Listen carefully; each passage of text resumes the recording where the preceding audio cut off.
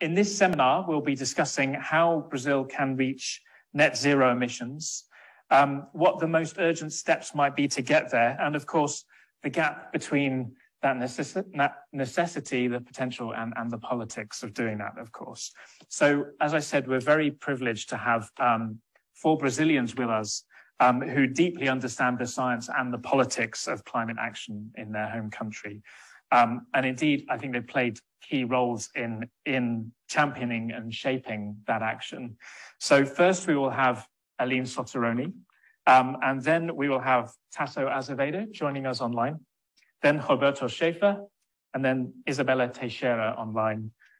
So I will introduce each one in turn, starting with Aline, and each one will give just a brief talk around about 7 minutes. And I very much hope that we will have a chance for a bit of question and answer afterwards, because we'd love to hear your views, both here in the room and online. If you're online, hopefully you can see the Q&A button on your Zoom screens, and feel free to write in a question, and we will get to as many as we can in the time available. So without further ado, I'd like to introduce Aline, who'll be setting the scene for us. Now, Aline is one of our Oxford Net Zero Research Fellows. We're delighted to have her here in Oxford. And she's a researcher in nature-based solutions. Before coming to Oxford, she was at INPRI in Brazil, which is the National Institute for Space Research. I think that's right. And she was working on the regionalization of global land use models for Brazil. And actually, she played a role in the scientific analysis that helped define the targets for the land use sector in Brazil for its first nationally determined commitment. That's the first pledge of climate action that Brazil put forward in the UN climate negotiations. So, Aline, please do go ahead and tell us about why Brazil's important and what its targets are and what's needed to get there. Thank you, Steve, for this great introduction. I have a couple of slides to share.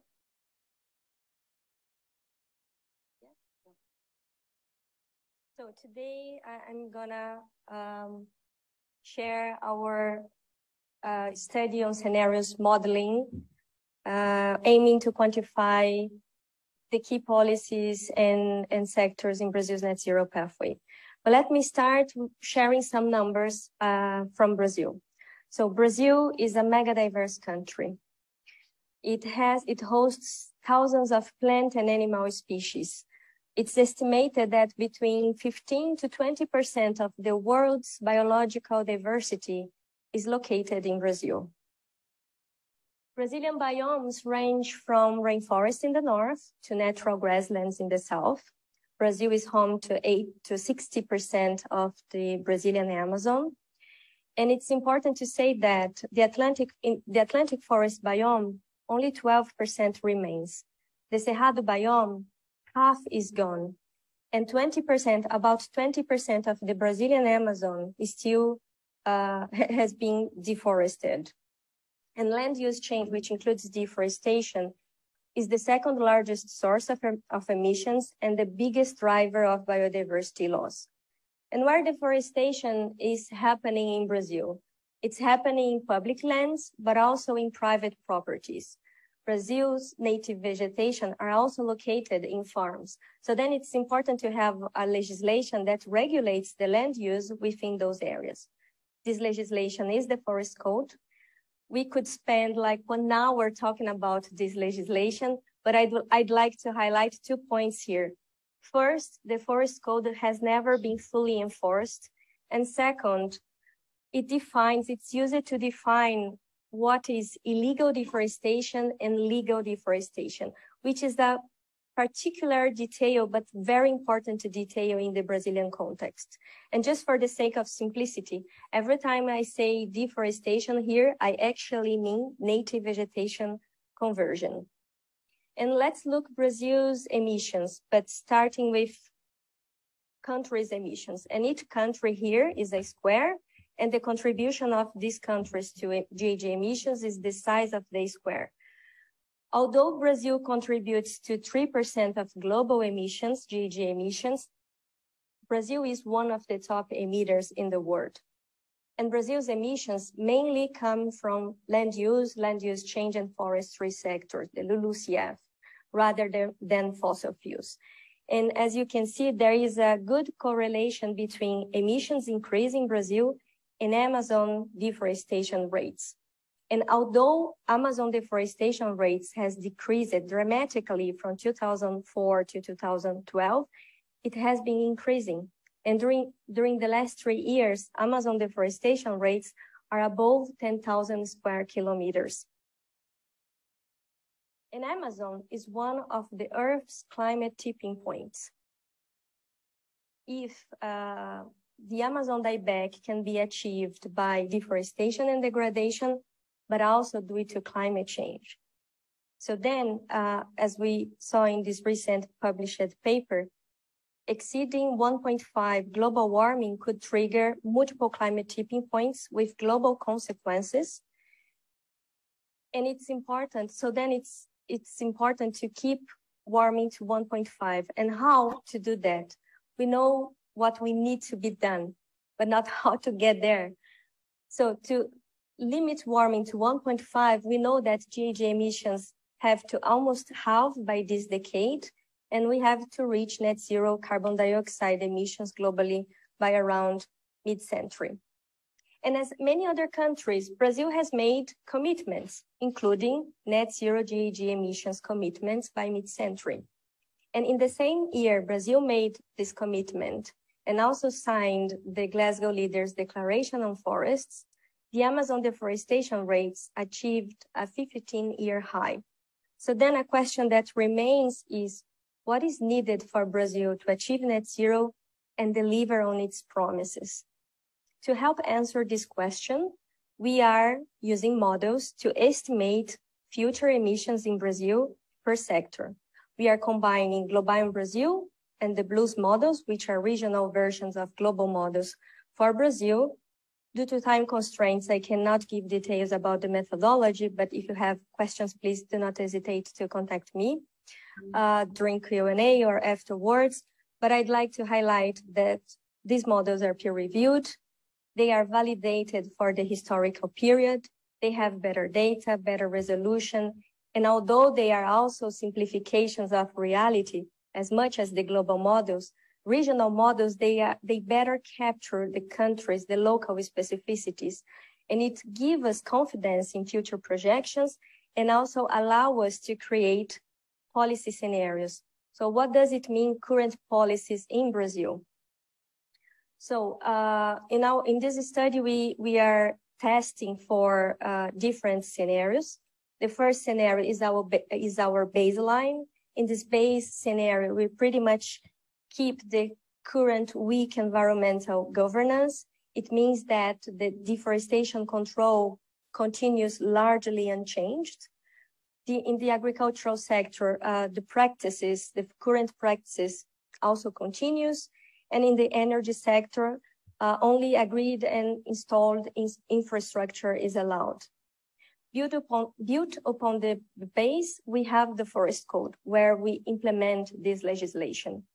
And built upon the Forest Code, we have the Forest Code Plus scenario, where we eliminate deforestation, either legal or illegal. And finally, we have the net zero scenarios, where we force our scenarios to bridge the gap to net zero. There are several results coming from these models, but let's focus on the emissions, net emissions projections for these different scenarios. According to the base scenario, as you can see, future projections, net GHG projections in Brazil are expected to stay quite flat in the future under this weak environmental governance scenario. In blue, we have the NDC targets. And then, as you can see, under this weak environmental governance, Brazil is likely to achieve the 2025 NDC target. But by 2030, Brazil would not achieve its target, but this gap would not be difficult to overcome. Why? Because it would represent only 12% of the gross emissions projected for that year. And in absolute numbers, this gap would be smaller than the extra budget Brazil gave itself during the last review process of the NDC in 2020. But under this trajectory that Brazil, this weak governance trajectory that Brazil might achieve the short-term targets, by far it won't reach NDC pledge by a gap estimated in 1.5 gigatons of CO2 equivalent. But we asked ourselves, and we do this when we work with scenarios, what would happen if Brazil doesn't deal with deforestation, restoration, sustainable agriculture, and just keep claiming it will achieve net zero by mid-century? We let the models try to bridge the gap, and especially the energy sector, and our modeling approach suggests an infeasible solution. It means that under this weak environmental governance, without touching the land use sector targets, controlling deforestation, doing restoration and sustainable agricultural practices, Brazil won't reach net zero. And this points to the mismatch between short and long-term targets, the lack of ambition, and the risk of climate inaction in the near term. But what would happen if Brazil implemented the Forest Code? By implementing the Forest Code, Brazil would eliminate illegal deforestation. But it's not a zero deforestation legislation. Legal deforestation can still continue. And as you can see here in this map, especially in the Cerrado and Caatinga biomes. And just for comparison purposes, this area of illegal deforestation that could happen in the future would be comparable to 1.5 times the UK. But under the Forest Code, on the other hand, it would also give 13 million hectares of native vegetation restoration, but this protection and restoration would not be enough to decrease the gap to net zero. It will reduce the gap by 1/3, but not bridge. And Brazil would be under or close to a linear trajectory during this decade. But what would happen if Brazil goes beyond the Forest Code and implements zero deforestation and large-scale restoration? Again, Brazil would not bridge the gap, but it would stay below a linear trajectory in the next 2 decades. And then finally, what would happen if Brazil bridges the gap to net zero? And under these scenarios, we allow the models to bridge this gap. It's by construction. And in this case, it's interesting to see what happens in terms of mitigation potentials. And here, as you can see, protection would be the most important mitigation measure in Brazil's net zero pathway, ranging from 53 to 60%. And it would play a particularly important role in the beginning, and especially because protection is ready to be implemented. Although it's really challenging to decrease deforestation, and we can discuss this with our panelists, compared to other measures, it doesn't need to wait decades to recover carbon. It doesn't have negative environmental impacts as afforestation, and it will be less costly compared to engineering solutions in the long term. And another thing I would like to highlight is as much protection and restoration we have, the less contribution from other sectors will be needed. Like in the FC plus scenario, the contribution of the energy sector would be smaller than the contribution needed under the FC scenario. And it's important to see that the contribution of energy is not equally distributed over the period, and it will become really relevant by mid-century under a Forest Code trajectory, contributing to 40% of the emissions reductions in 2050. My last slide. In summary,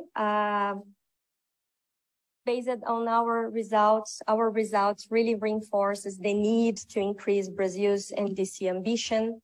Protection is the most important nature-based solution capable of promoting deep and fast emissions reduction in Brazil.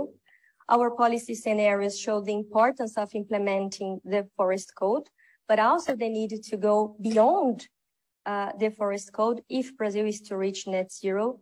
And the more protection and restoration, the less negative emissions technologies and efforts from especially negative emissions technologies will, like BECCS, will be needed. But as more efforts from other sectors like land use change and agriculture, also the less negative emissions technologies from BECCS. And last but not least, there is no credible net zero pathway without nature, without nature-based solutions. Thank you for your attention and happy to discuss.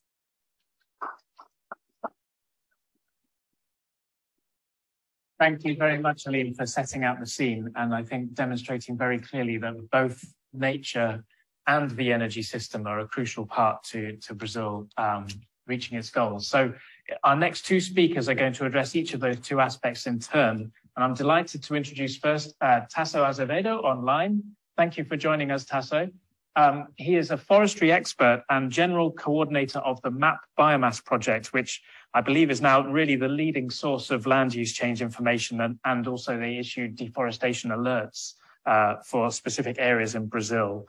And Tasso was one of the key people as well involved in designing Brazil's national plan to combat deforestation, which did an awful lot to actually decrease rates of deforestation during the 2010s.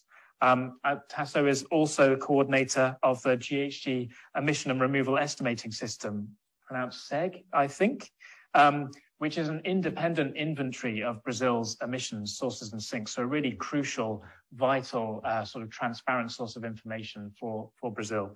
So Tasso, over to you to talk to us a bit more about the crucial role of land and land use in Brazil's pathway to decarbonization. Okay, thank you all for the invitation. Hope you hear me well. Yeah, so let's say, I mean, in a nutshell, if you think about Brazil is is today the 5th largest greenhouse gas emissions. It surpassed actually Japan for a few years ago, it's just after Russia, China, US, and India. But the main difference is that those 4 largest emitters in the planet, they have 75% of their emissions concentrated in burning of fossil fuels. And in the case of Brazil, this is quite the opposite. So like we have 73% of our emissions coming from the land use. So the way we use the land.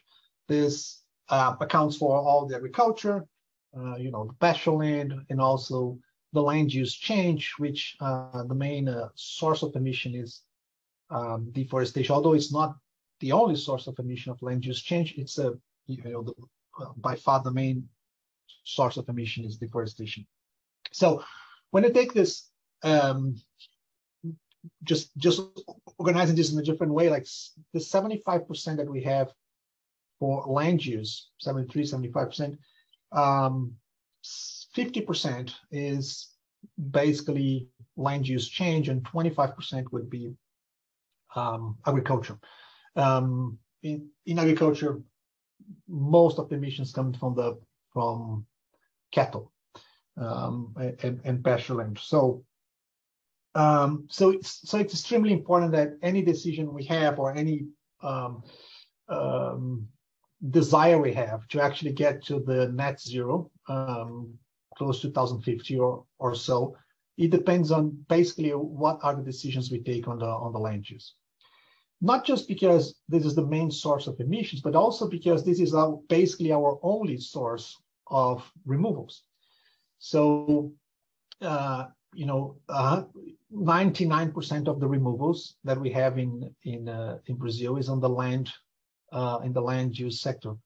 It obviously a lot of related to reforestation and conservation of forests, but also there is removals happening on the way we manage the soil, potentially, and also removals from of nitrogen when you are depending on the practice that you're using on agriculture.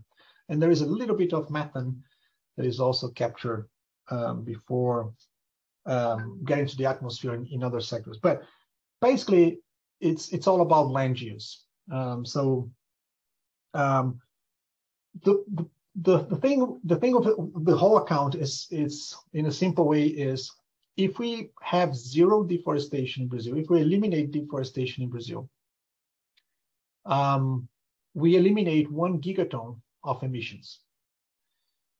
But we have about 600 million tons of removals happening from the different types of land use, forest that is growing, regenerating. We have shown that with Mapiomas that in Brazil we have today about 45 million hectares of areas being regenerating in the country. So if we zero deforestation, we basically go from a gross emission of 1 gigaton to have a net removal in the land use change sector for us to of something like 600 million tons. So by doing that, it's basically you can compensate the more than half of the emissions that you have from agriculture, industry, energy, and waste. So if we manage also to apply all the good practices on the agricultural land, which just applying technology that we know today, we can cut down the emissions in this sector by half.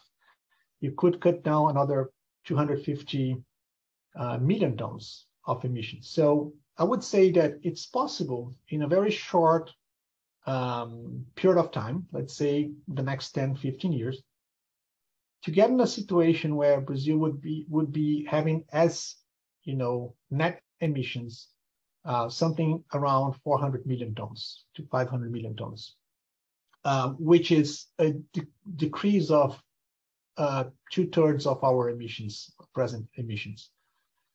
So not very far from what could be our net zero. So so everything depends on the decisions we take on the land use. So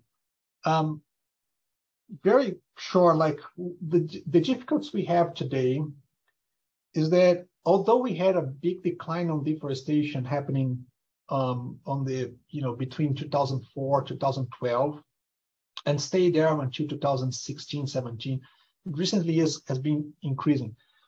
But what has happened in the last 4 years, which is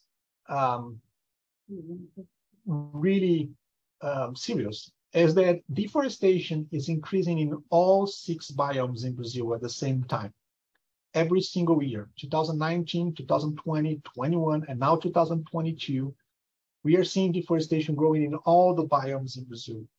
In the case of the Amazon, if you take the first 8 months of the year, January to August, in each year, comparing each year since 2016, that is, it's been monitored with the same methodology.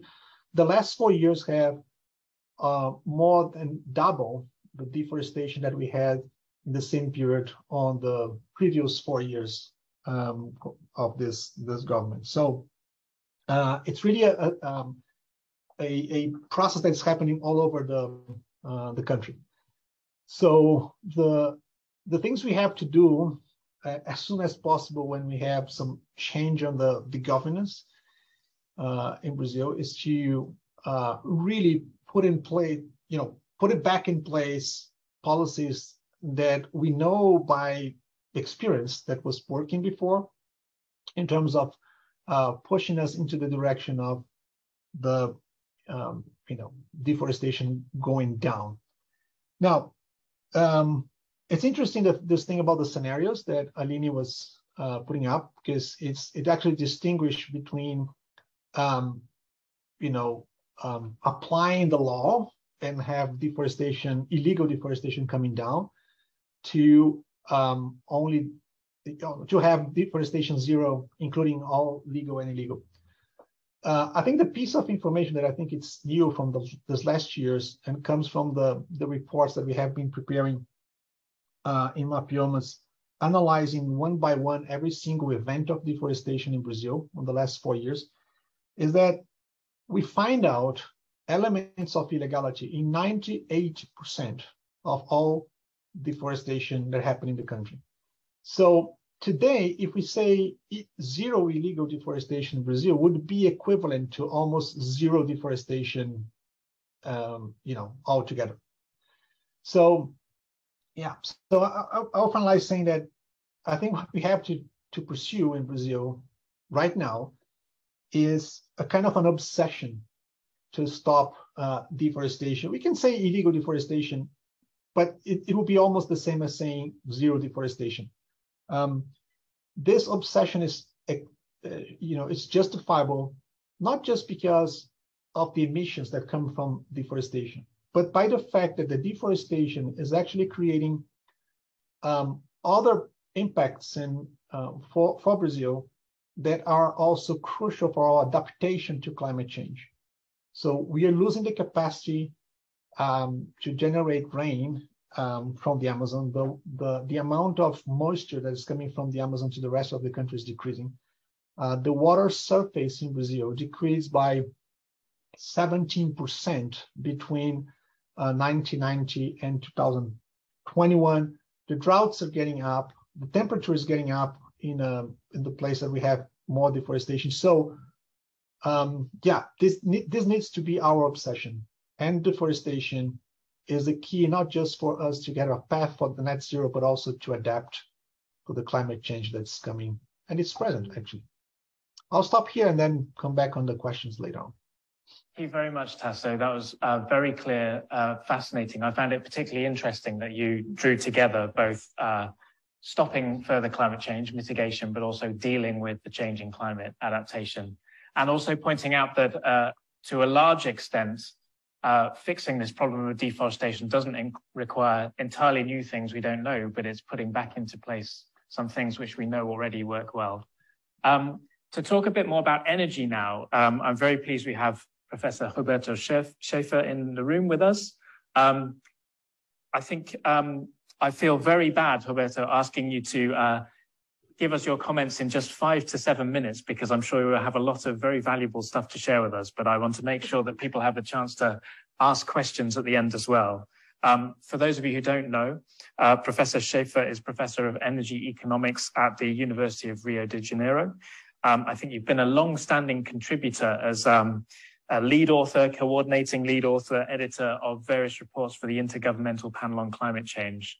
So one of the real leading Brazilian scientists on climate. So Roberto, maybe you can share your perspectives on the energy part of the puzzle for Brazil. Thank you very much. First of all, thank you very much for the invitation to be here. I'm quite honored to share this session here with Tasso Azevedo, Isabella Teixeira, who is going to be introduced, but she's a former Minister of the Environment of Brazil, Aline, so it's my pleasure to be here. But I'm really feeling bad because in most places, talking about energy is quite prestigious. In the case of Brazil, it's not, because as you have seen from the previous presentation, when we talk about climate change or climate mitigation, energy is not the real issue in Brazil. The real issue is land use, is not energy. And that's why, let's say, most countries, when they have pledges for net zero, they don't even specify very clearly if they're talking about CO2 emission, net zero CO2, or net zero GHGs.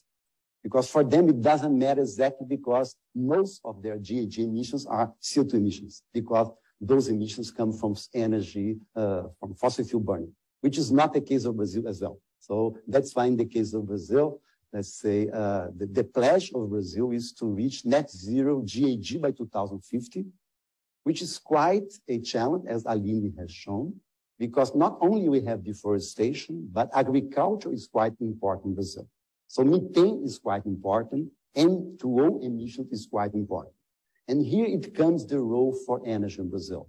Because for us to be net zero GHG, it means that we have to be quite negative in terms of CO2 emissions to compensate for positive emissions from other gases. So let's say reforestation, afforestation, of course, can play a role here, but also negative emission from the energy sector.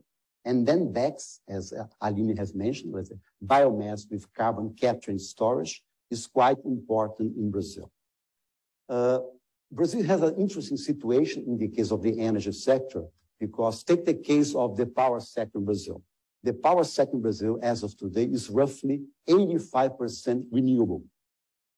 60% hydro, 10% wind, 10% biomass, and roughly 5% solar energy. So the space we have to decarbonize our energy sector is quite limited. In the power sector, it's close to zero.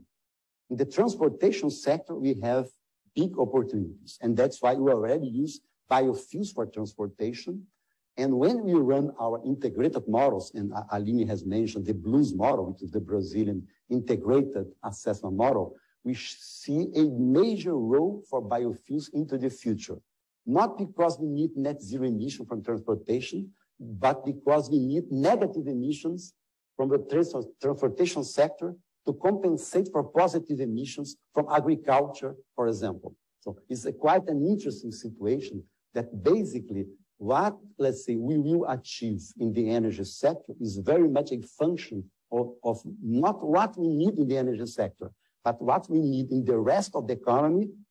And the energy sector in that case can play a role to compensate for agriculture, to compensate for capital, et cetera, et cetera. Also, another interesting issue about the energy sector in Brazil is because of our heavy reliance on renewables, hydro, wind, solar, and even biofuels, is that we are quite, let's say, vulnerable to climate change. Different from other places where, let's say, climate change will have an impact on various sectors of the economy, the energy sector in Brazil will be most affected by climate change, which is also a contradiction. Let's say we already have quite a renewable energy sector, but which helps to contribute, or to not to contribute to climate change. And because of that, we're more vulnerable than other countries to climate change itself in the energy sector, which is also something interesting. And we have done some studies showing exactly that. How vulnerable hydroelectricity in Brazil is to climate change, how vulnerable biofuels production in Brazil is vulnerable to climate change because it relies on sugarcane or other crops, which will be affected by a temperature increase. So we have this interesting situation that we're quite vulnerable in the energy sector. The energy sector is not a major emitter of greenhouse gas emissions, but on the other hand, depending upon what happens in the rest of the economy, the energy sector may play a major role on that. And just to finalize, I know that I have 1 or 2 minutes only, is that when we look into the future of Brazil, the power sector, we see wind and solar playing a major role, as already plays. But then in the case of biofuels, as of today, most of biofuels is used for, let's say, light-duty vehicles. We add biofuels to our diesel engines or to trucks and buses. But when we look into the future, what we see is that because electrification of the transportation sector is already international trade, the real space for biofuels in Brazil is not for the transportation sector as we know it today, but it's for those parts of the transportation sector that cannot be easily electrified, shipping and aviation. And in that case, also, the issue of not only have net zero emissions from those subsectors, but also the possibility of negative emissions coming from BECCS for producing those biofuels. So just to finalize, let's say, is a sector that's maybe extremely important in the future, depending upon what's going to happen in the other sector of the economy. It's not because the sector itself needs to decarbonize that much, but because they can fill the gap that other sectors may not be filling the gap. Okay, thank you very much. Thank you, Roberto. Fascinating. Interesting that you drew out the challenges and opportunities for the Brazilian energy sector are quite different to many other countries. And the potential role that Brazil has to play in carbon removal in the energy system as well as the land system, which is something I'm interested in. But again, this fact that you can't separate mitigation and adaptation, which is all too easily done when we research these things. And fantastic keeping to time as well. So thank you for that. So last but certainly not least with our speakers, I'm delighted we have Isabella Teixeira with us. not only was she former Minister for the Environment of Brazil, 2010 to 2016, but she also holds a PhD in biology, so really understands the science as well as the politics here. I believe, Minister Teixeira, you presided over that period of time with the lowest rate of deforestation during the sort of early 2010s for Brazil.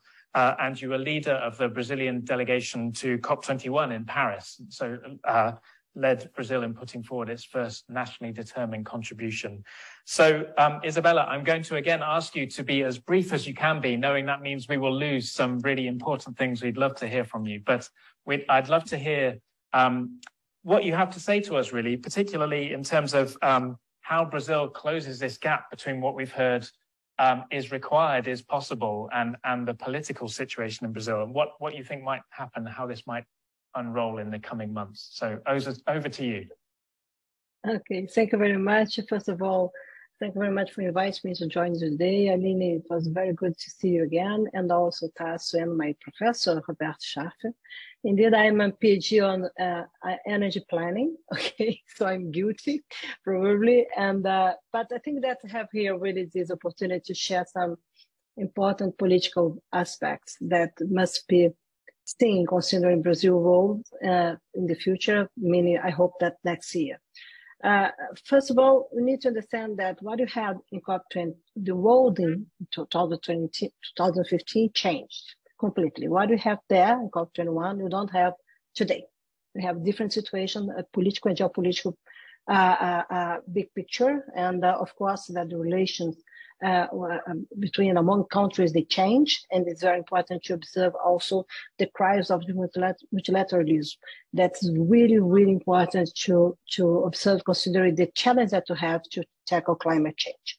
So Brazil, it's important because Brazil, as Tasso and Lini and also Roberto made clear for us, because we have solutions, and we can change. We can take the right directions. We can take the right decisions to change, and also not only to promote our development based on low carbon economy, new trajectories of our economy, but also to influence internationally under the South-South Cooperation umbrella, new routes and new pathways to come together, for example, in the South America, and how we can have the expression of our leadership, the regional leadership that is well needed for a developing world, meaning in South America, meaning with Africa, meaning also the cooperation between the Western and the Eastern world, not only the North and South world.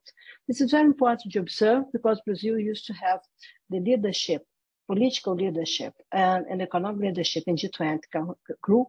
And in my opinion, this will be very important because we will be chairing the G20 by 2024. And I hope that we can, in that moment, to express really this new vision, these new trajectories as Tasso and Roberto and also Lino share with us. My second point, and when we discuss and we debate about leadership, people used to say, I was in New York now, Brazil must be back, we want Brazil back, etc. It's important to have our political leadership, but we need to understand that we have a gap of leadership today in the world. And this is a huge challenge, okay? That's why I think that all the solutions and alternatives Brazil has, they're very important to make sure what are the trajectories that will be on board and how would you like to influence to come together with other countries, other societies. Not only the national challenge or subnational arrangement that we need to come together, but international, globally. Brazil, it's a key country, not only to tackle climate change, but in my opinion, to have a bridge, political bridge, economic ones to come together, climate change and biodiversity conservation. This is really critical, as Aline showed to us the numbers of Brazil, who we are, and what are our responsibilities to tackle global crisis or the triple environmental crisis that we used to name on 9 nations today. My third point here is to be sure that our leadership is not only linked to climate performance as a constituency. Climate change means development today, okay? So all the arrangement that you need to face, all the groups, all the constituents that you need to come to discuss development around the world, and also all the institutions must be absolutely driven by climate change. The challenge that you have to face and to tackle climate change. What's happening in Pakistan, for example, It's a good example of loss and damage that we lost time to manage this in the past. What's happened in Bangladesh this year is absolutely the same way. So I think that's very important to understand, considering politically, how a country like Brazil, an emerging economy, okay, it's part of the 15 countries in the world that has relationship with all the countries in the world. Only 15 countries in the world have this. Only this. Brazil is part of this really important group. How Brazil should use this agenda politically and geopolitically to face not only our challenges, national development challenge, but also how to come to support and to influence and to make clear that we can move faster based on the solutions, the implementation of Paris Agreement. This is really a big challenge, and this is one of the roles that the international community is looking for to address when Brazil should be back. It's not, as Tasso made clear, if you are able to solve deforestation, and I fully agree that I do believe that we're able to do this again, in spite of the fact that today you have new steps of how environmental crime comes together with organized crime. It's not one in Amazon region, but how this connects with international crime hubs. This is very important to observe, but I'm confident that we'll be able to do this. But we need to go beyond deforestation. And again, agriculture, land use players, they are very important to come. And in my opinion, we need to have a new political pact in Brazil and also in G20 to make sure that we can go fast on climate change. And based on our solution and based on how we can share technologies, how indeed we can come with a just transition, make sure that social inequality is part of the solution for to tackle social equality, part of the climate solution. This is very important to connect a country that's so huge that has different challenges in social aspect when you go in the Amazon region or the south of the country. This is really something that we need to understand better, how climate change will come to make sure that we have an opportunity to address also social inequalities. My two last point here, because I don't have much time, I think that it's very important to observe our singularities. Brazil is a country with singularities. Amazon forest is a good example, and also tropical agriculture is an excellent example. And even the energy sector, as Professor Schaffer makes clear, how vulnerable we are. Okay, this means singularities. Okay, and singularities demands audacities. We need to propose things with transparency. We need to put in the past, okay, what's happening today in Brazil. We need to propose things that we need to avoid setbacks in the future and to make sure that step by step, our ambition will become real in concrete reality. Brazil has real alternatives to have net zero ambition and to drive this earlier than by 2050. I do believe in this, but for this we need really a political commitment with civil national society, but also some international community to make clear how would you like to play and make clear that you can have the clearance to come together with other countries, meaning consider the short-term perspective that we have today in the world, meaning consider the European crisis and because of the Ukraine war. It's really important that you can understand the tensions that you have today in short-term perspective and how a country like Brazil should come also based on the climate ambition to address concrete solutions and also to address better international trade, for example. My last point, because I don't have much time, it's very important for this, audacity needs singularities, audacity, and time. We need to understand the trade-offs of short-term perspectives and mid and long-term perspectives, but also in my perspective, Brazil must understand that this is a country that will be better, have better conditions of life in the future. Okay, we need to take decisions today to step by step make sure that we'll be better and more resilient in the future, and to understand also some demands like urban development in Brazil and also industrial transition.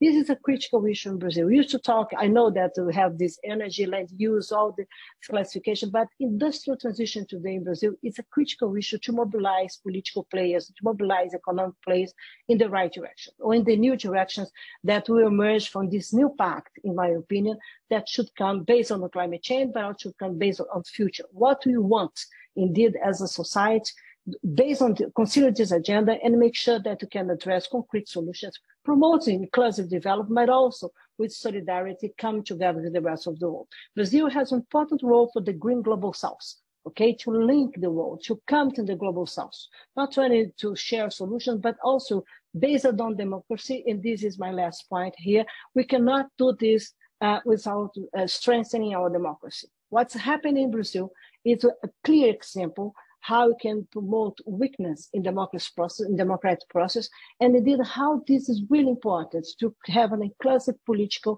participation, and more than this, to make sure that the new generations will be part of the decision today.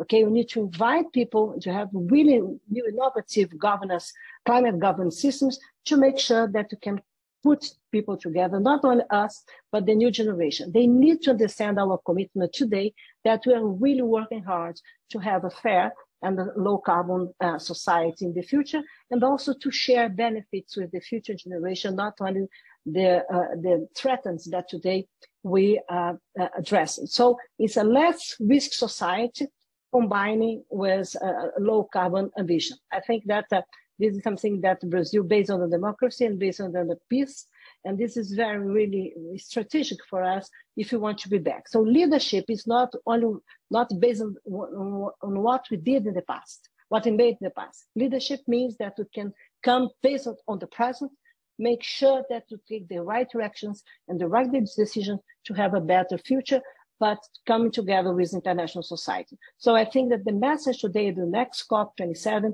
is really a huge challenge for developing the developed world, based on how we restore truth, how we restore also reputation, and also how to make clear that we can share some solutions short-term perspective in spite of the crisis that unfortunately the Western world is facing, and also the Eastern world is facing, considering the dispute and probably what's happening with Russia and also in the Eastern world. So my feeling is that this is part of the international geopolitics, and the climate geopolitics brings Brazil as a key player. So I think that we need to change, and we need to understand better what science is sharing with us, and also understand that science, after COVID crisis, will play an innovative political role in this century.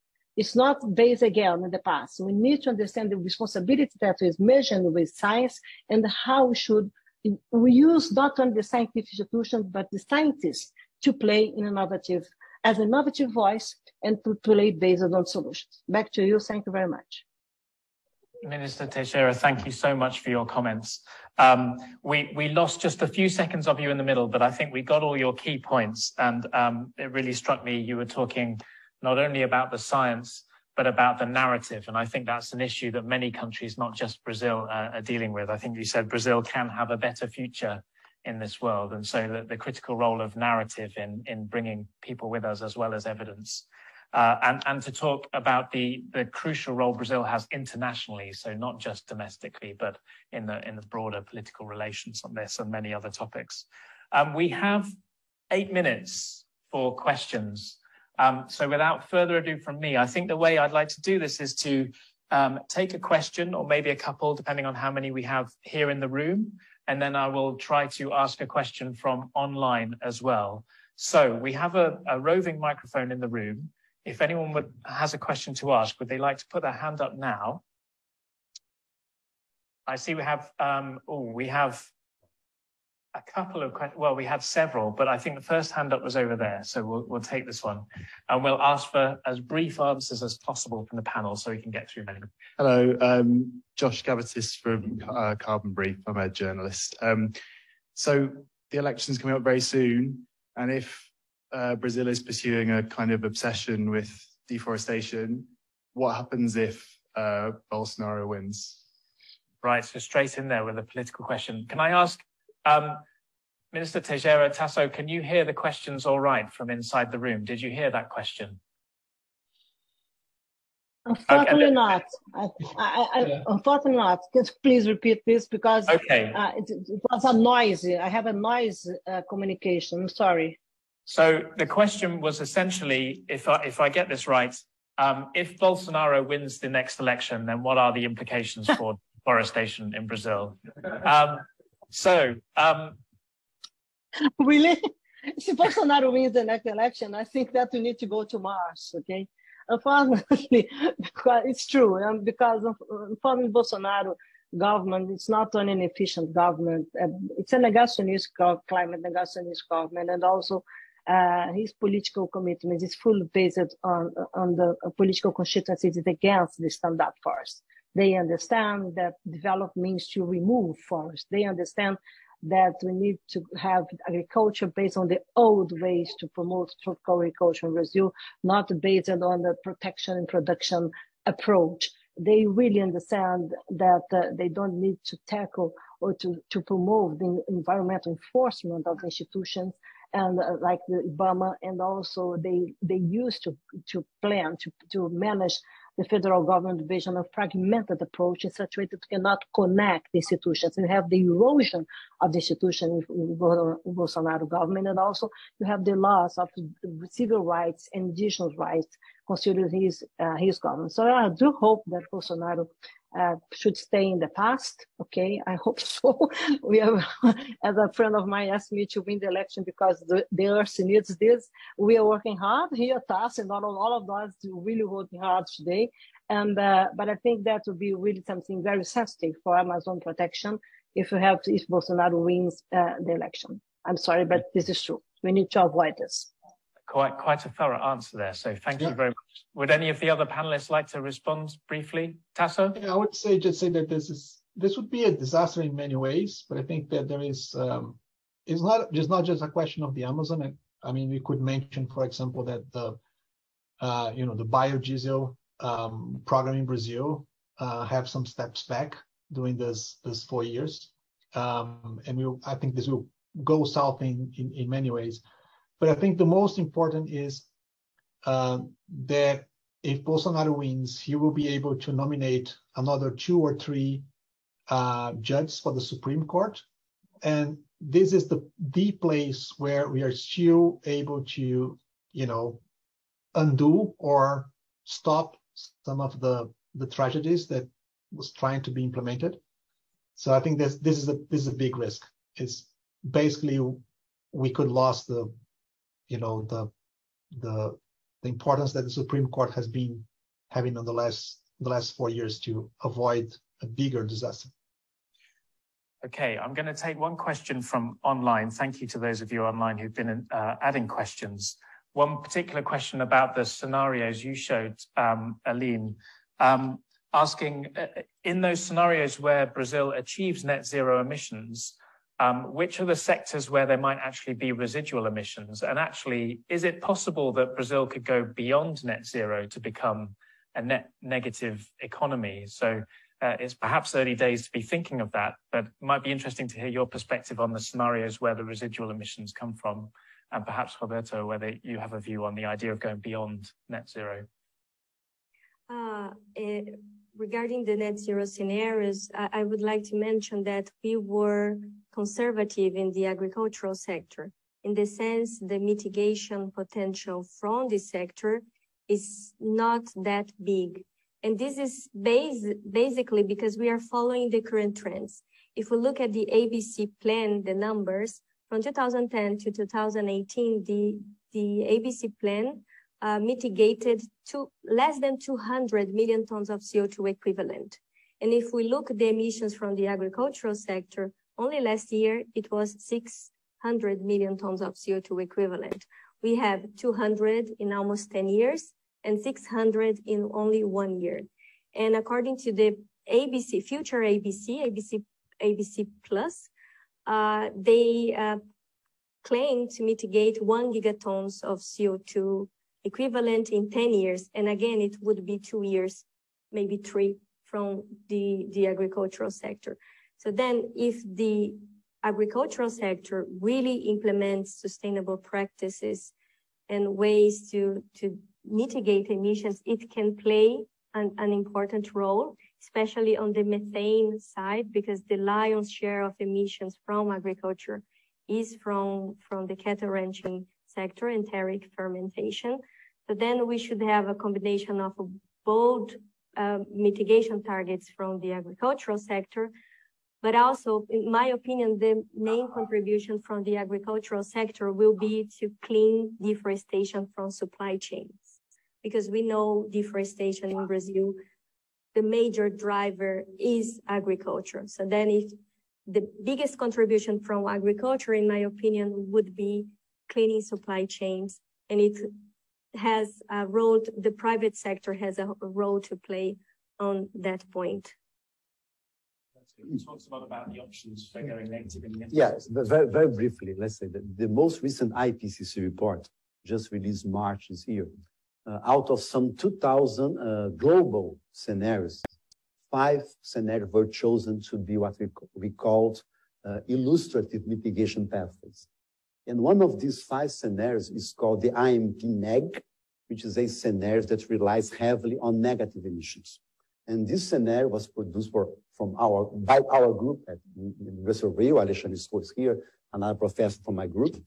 And those scenarios, that scenario shows the possibility of some parts of the globe to be quite negative after 2050 to compensate for other parts of the globe that will continue to have positive emissions over time. So in that case, Brazil, parts of Africa and Latin America in general, play a major role of being able to be negative in terms of CO2 emissions, mostly from afforestation, reforestation, and biomass with CCS, precisely to be able to compensate for agriculture and, let's say, some sectors in the economy, iron, steel, etc., which will continue to be positive for quite some time. So my answer is yes. Let's say our scenario show that Brazil, after 2050, can be quite negative to compensate even for other regions of the globe. I think there is another point which is crucial. I think it's the way we actually incorporate the notion of the soils to be a source or a sink of emissions.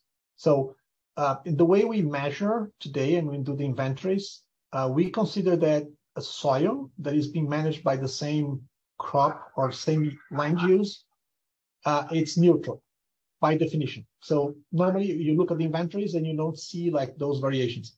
But in fact, there is a big point there, because soils that are managed on a way that's not conserving it, it's actually losing carbon, so it's emitting carbon.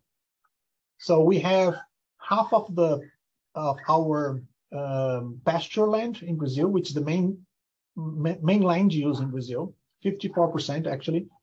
We find out with signs of degradation, so it means they are emitting carbon. If those pasture land is actually managed on a proper way and it's concentrate carbon instead of pushing carbon and concentrate carbon in the soil instead of losing, then you have a sink. And this sink could be from 2 to 3 tons of CO2 per hectare per year. So if you take just this 100 million hectares of pasture land that is with signs of degradation, this could go from a source of emissions today to a sink of 200 million tons. So if you think about all the agricultural land in Brazil, if all the agricultural land in Brazil is actually operating on a sink basis, well managed, then we are talking about something like 400 to 600 million tons of removals, which is equivalent to the emissions of all energy, transportation, industry, including steel and cement and waste. So, I mean, it's all about deforestation, but it's also the way we manage and we count carbon on soils. Very much, Tasso. I'm conscious we're just past 5 o'clock, but please, Isabella, did you want to come in briefly on that? Only to make clear politically how important it is to have really a new alliance, a new pact, considering some economic and political players, and agriculture sector is critical for this, because it cannot move forward without really something robust with the agriculture sector. And my second point, Brazil, it's a country that, why this is important? Because we need to face the politics of transition versus the politics of transformation. And this is a big, really huge umbrella that even the world has difficult to manage phasing down and phasing out. But Brazil, in my opinion, really has the conditions to move forward. But for this, we need to understand how the next steps in the next years. And finally, I always like to simplify this. Brazil is a country with alternatives and solutions, so we need to move from green wishing to green doing without greenwashing. It's how you can simplify what you need to do in this country, because we have solutions, we have alternatives, and politically, I'm really confident that we'll be able to change this next week, and the hope that we can be back to the world, not only to manage our conditions, but to make sure that we are part of the solutions that need to tackle climate change with the urgency of the present. Thank you very much, and Alina, congratulations for your presentation. Back. So that was from green wishing to green doing without green washing. That was a brilliant caption. Yeah, this is Brazil. Probably a very good note to end on. Thank you very much, Isabella. I'm sorry we've run out of time. I think we could spend a lot more time talking about that. And I think it's fair to say we wish Brazil as a country and the people of Brazil all the best, regardless of what happens in the next week. I think we'll all be watching with a lot of interest. And I would like to very much thank the contributors we've had today. So Aline Soteroni, Tasso Azevedo, Roberto Scheffer, Isabella Teixeira. Please join me in thanking them very much for their contributions. Thank you very much. Bye-bye, guys. Thank you. And for those of you interested, this is actually the start of a series of Oxford Net Zero talks. We'll have another one on the 11th of October, 10 till 11:30 in the morning. So you should be able to find details online. There's details on the screen here. So another one of our Oxford Net Zero fellows, Jessica Omakuti, will be talking about net zero from an African perspective. So do join us then if you can. Take care, everyone.